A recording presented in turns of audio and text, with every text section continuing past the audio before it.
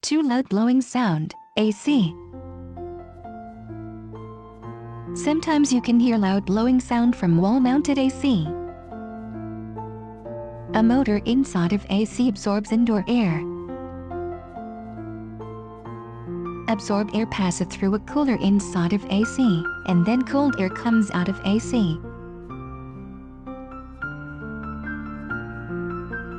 Noise can be generated when air passes through the filter, and this noise is a sign of normal operation. When the filter is blocked with dust, you can hear loud blowing sound too. Therefore, when you can hear loud blowing noise, please clean the filter located in air inlet. Thank you.